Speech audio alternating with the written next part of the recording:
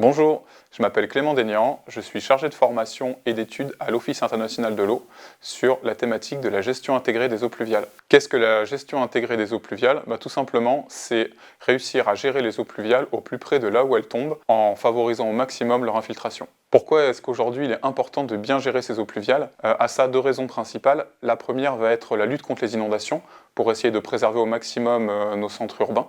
Et puis la deuxième raison va être l'adaptation au changement climatique. Et comment est-ce qu'on va faire? Eh bien, ça va être renaturer les centres urbains, réapporter du végétal, ce qui va nous permettre de lutter contre les îlots de chaleur notamment.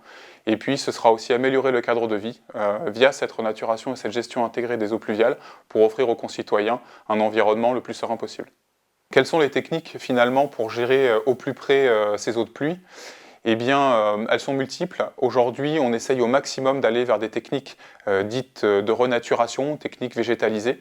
Eh bien, ça peut être assez facilement des noues, des jardins de pluie, des toitures végétalisées, des façades végétalisées, etc. En réalité, il y a tout un tas de techniques pour répondre à cette problématique. Et le plus important à retenir, c'est que chaque usage va faire appel à une technique particulière et il faut bien adapter la technique à l'usage. Quel est le frein principal aujourd'hui sur la gestion intégrée des eaux pluviales? Je dirais assez simplement que c'est une problématique d'acculturation, c'est-à-dire qu'on a tendance à faire aujourd'hui dans les opérations d'aménagement ce qu'on faisait avant, c'est-à-dire du tout tuyau. Et il faut essayer aujourd'hui, eh bien, en sensibilisant le public, les élus et les professionnels de ce secteur-là, justement les amener à travailler sur ces techniques dites alternatives qui finalement ne le sont plus vraiment puisqu'elles vont devenir la norme. Et il va falloir justement travailler vraiment à la parcelle et infiltrer au maximum les eaux pluviales. Au sein de l'Office international de l'eau, on va travailler auprès des publics de deux manières, de deux façons. La première, ça va être à travers notre offre de formation, puisque nous avons tout un panel en réalité de formations en gestion intégrée des eaux pluviales, de formations qui vont parler conception, dimensionnement, aux techniques de construction jusqu'à l'entretien de ces techniques-là.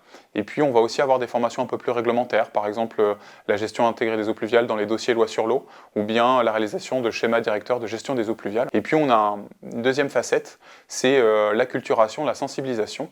Pour cela, nous menons une action d'animation pour les agences de l'eau Adour-Garonne, Loire-Bretagne et Rhône-Méditerranée-Corse sur la Nouvelle-Aquitaine et une partie de l'Occitanie, ou par le biais de webinaires, de journées techniques ou bien de journées de rencontres, nous menons une action afin de sensibiliser le public le plus large possible à la gestion intégrée des eaux pluviales. La gestion intégrée des eaux pluviales est donc une thématique qui prend de plus en plus d'ampleur aujourd'hui. Et ce qui est à noter également, c'est qu'on n'est plus sur une thématique très technique qui va être gérée dans son coin, mais aujourd'hui, elle nécessite le travail de concert de tous les professionnels de l'aménagement, à savoir les architectes, les urbanistes, les géotechniciens et également les hydrauliciens. Ça va être vraiment la mise en concert de toutes ces compétences qui va permettre de réaliser une bonne gestion intégrée des eaux pluviales.